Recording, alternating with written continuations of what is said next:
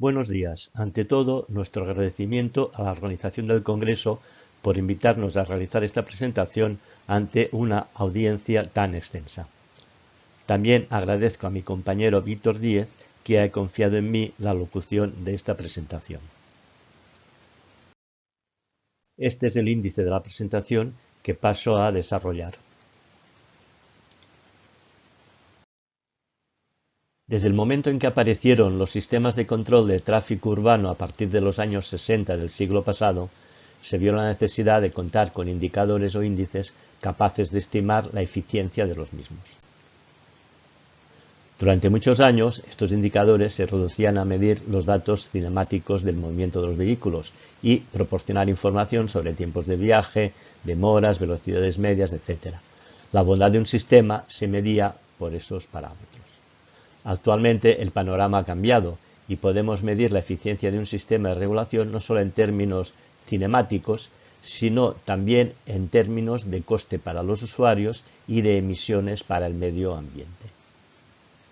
En esta presentación se pondrá énfasis en las nuevas fuentes de datos utilizadas en la actualidad para la estimación de los índices, especialmente en las basadas en sensores Bluetooth y en datos proporcionados por compañías que los obtienen de flotas de vehículos privados, como por ejemplo INRIX. Ya en el año 1971, el organismo británico TRRL realizó un estudio para medir la eficiencia de diferentes sistemas de control en la ciudad de Glasgow. Para ello, tomaban muestras con vehículos flotantes que realizaban una serie de recorridos en diferentes días de la semana. Aquí presentamos algunos de los hitos de la historia de los indicadores de eficiencia de la movilidad. Quizá los más importantes fueron que en el año 2000 se dispuso por primera vez de un sistema GPS que pudiese tener precisiones inferiores a 2,5 metros, posibilitando pues la evaluación. Y en el año 2003 el australiano Rami Ashkelik desarrolló un modelo para estimar el consumo de los vehículos y las emisiones de gases, lo que permitía realizar estimaciones a partir de datos GPS tomados segundo a segundo, tanto del consumo como de las emisiones. Anteriormente ya había otros modelos, pero no llegaban a tener esa precisión de poder tener datos segundo a segundo. La estimación de la eficiencia se ha de realizar partiendo de la consideración de que el tráfico de vehículos privados y públicos a lo largo de las calles de una red vial es un proceso que realiza una cantidad de pasajero kilómetro y mercancía kilómetro, cuya eficiencia se puede medir como cualquier otro proceso de producción mediante índices Key Performance Indicator, que en este caso se denominarán indicadores de eficiencia de la movilidad, IEM. En esta transparencia vemos con algo más de detalle la clasificación de los índices IEM ya indicada en la anterior. Los indicadores cinemáticos se basan solo en el movimiento de los vehículos y ya se utilizaban desde sus inicios en el año 1971, como hemos visto antes, mediante la utilización de vehículos flotantes dedicados solo a la evaluación. Los indicadores de costes directos e indirectos utilizan un modelo matemático que estima el consumo de combustible y los gases expulsados a la atmósfera.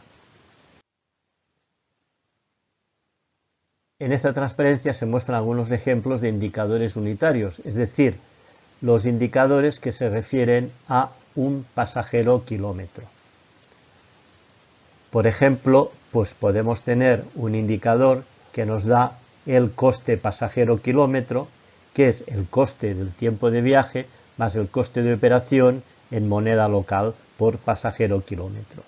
Pero también podemos tener indicadores unitarios medioambientales, como por ejemplo los gramos de CO2 emitidos por pasajero kilómetro, o los gramos de NOx, por ejemplo, o más concretamente ya los gramos de CO2 debidos a la congestión, es decir, los gramos de CO2 expulsados por pasajero kilómetro debidos a la congestión, cantidad de CO2 que si no hubiese congestión no se hubiesen expulsado.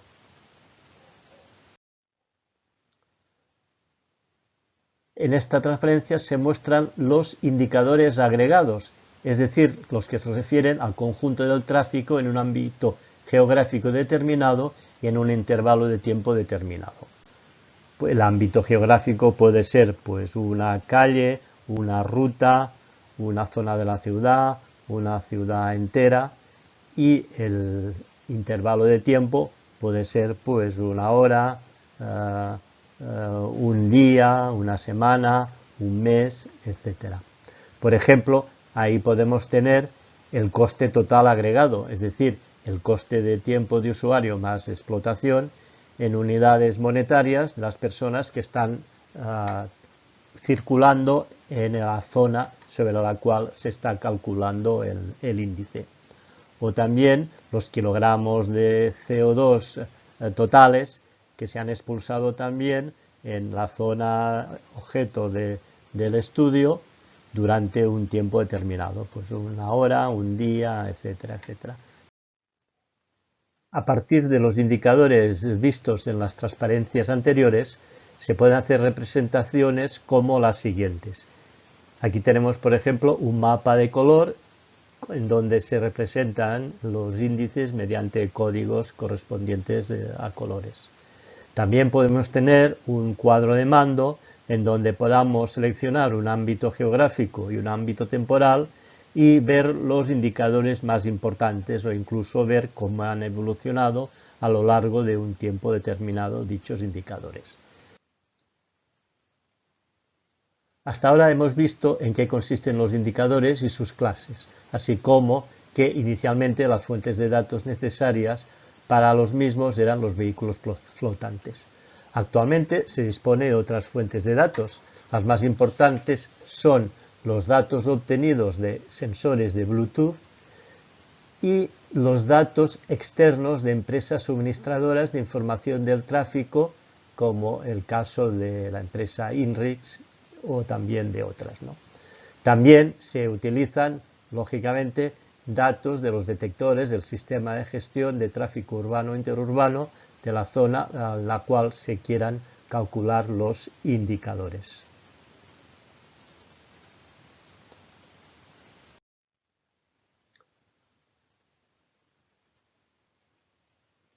Como hemos dicho, uno de los métodos que se puede utilizar para la estimación de los indicadores es la utilización de detectores Bluetooth instalados en las intersecciones. Los sensores Bluetooth o detectores Bluetooth escanean y recopilan información anónima de los vehículos que llevan dispositivos Bluetooth, comparándolos de un punto a otro, proporcionando tiempos de viaje y otras variables relacionadas con la cinemática de los vehículos que proporcionan información del comportamiento del tráfico. En esta imagen de esta diapositiva podemos ver cómo a partir de los detectores de vehículos y de los detectores Bluetooth se obtienen los indicadores.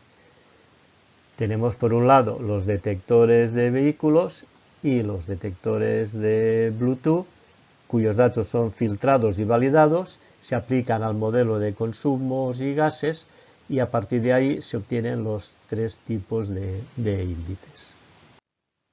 Otra fuente de datos es la que nos proporcionan empresas como INRIX, que recopilan diariamente y de forma continua y anónima cada 3 minutos datos agregados de flotas de automóviles y dispositivos móviles conectados.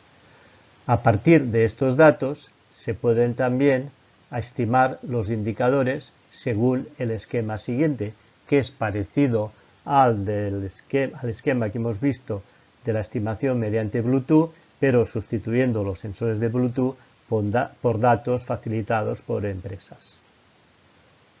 Vemos también pues, que junto a los datos de la empresa y de los puntos de medida se realiza el filtrado, se pasa por el modelo y ahí se obtienen los indicadores.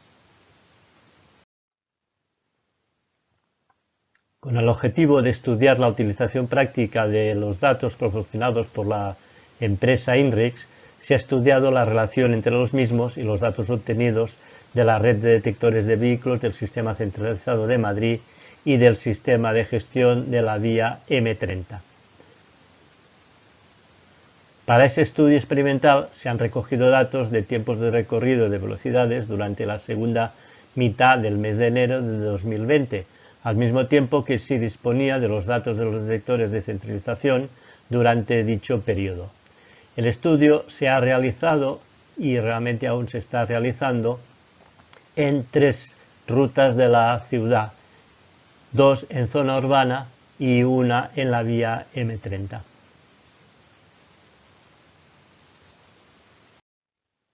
En esa transparencia vemos la ruta de la vía periférica M30 de Madrid que se ha utilizado para la parte del estudio en zona no urbana propiamente dicha.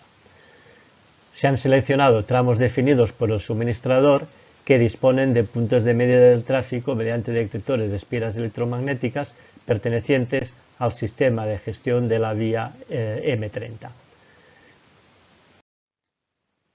En estas gráficas se representan las velocidades obtenidas de INRIX y de los detectores de la vía M30 durante las 24 horas de un día. Se representa también la recta de regresión con coeficiente de correlación de Pearson superior a 0,8, lo cual es, desde el punto de vista estadístico, bastante significativo. Si en vez de representar los datos de las 24 horas nos ceñimos solo a los datos de las horas diurnas, obtenemos un coeficiente de correlación superior, casi igual a 0,9.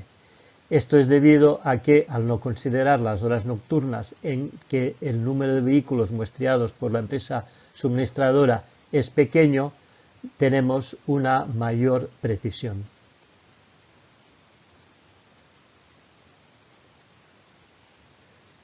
Estos resultados, aunque no definitivos, nos hacen pensar que los datos suministrados pueden sustituir perfectamente a los proporcionados por los detectores y además con un coste menor al no tener que instalar detectores en la vía pública ni tener que mantenerlos. Además del estudio en la vía M30, se han realizado también estudios en zona urbana, en el centro de la ciudad de Madrid, en donde hay detectores de vehículos que miden intensidad de tiempo de ocupación, pero no velocidad. En este mapa se muestran los tramos definidos por la empresa suministradora en la calle de Velázquez de Madrid, que contiene también puntos de medida que se representan en el mapa mediante flechas de color amarillo. A partir de las velocidades y los tiempos de recorrido se han estimado los indicadores unitarios basados en el coste y los gases emitidos, utilizando el modelo matemático. También se han calculado los valores agregados teniendo en cuenta las intensidades medidas por los detectores del Sistema Centralizado de Control del Tráfico de Madrid. En el gráfico de la izquierda tenemos el índice agregado, que son las emisiones totales en kilogramos de CO2 correspondientes a cuartos de hora en un tramo de la calle de Velázquez. En estas gráficas se muestra el tiempo de ocupación en función de la velocidad en la zona urbana de la calle Velázquez. En la gráfica de la izquierda tenemos la recta de regresión entre el tiempo de ocupación y la velocidad. El coeficiente de Pearson en este caso es casi 0,4, que realmente es un coeficiente pequeño y no excesivamente significativo. No obstante, si se realiza un filtrado de los datos con respecto a la recta de regresión de forma que eliminamos los puntos cuya distancia a la recta es mayor de un 25%, tanto por encima como por debajo de la misma, generamos una nueva recta de regresión que permite estimar mejor el tiempo de ocupación en función de la velocidad. Este es nuestro objetivo, realmente comprobar si podemos estimar con fiabilidad el tiempo de ocupación en función de la velocidad. En estas gráficas se muestra la relación entre la intensidad relativa y la velocidad proporcionada por la empresa suministradora, también en la zona urbana de la calle Velázquez. En el gráfico de la izquierda vemos la relación entre la intensidad relativa y la velocidad. El coeficiente de Pearson en este caso es de casi 0,43.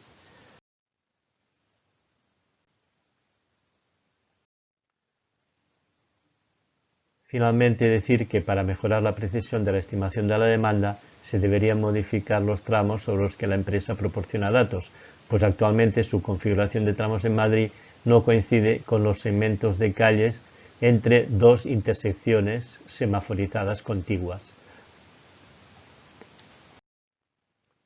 En esta transparencia se muestran las posibles aplicaciones de lo presentado en esta comunicación libre.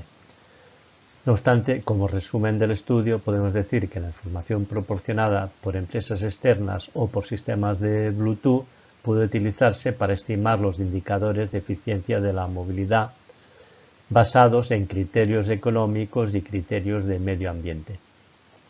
Y, por otra parte, podemos pensar que en un futuro se podrán también utilizar los datos proporcionados por empresas externas para sustituir probablemente de forma parcial los detectores de vehículos en sistemas urbanos de centralización semafórica que utilicen algoritmos de selección o generación dinámica de planes de tráfico. Para terminar, quiero expresar que estos estudios no hubiesen sido posibles si el Ayuntamiento de Madrid no publicase la ubicación y los datos de los detectores de los diferentes sistemas de control de tráfico en su portal de datos abiertos, que debe considerarse un modelo a seguir por otras ciudades.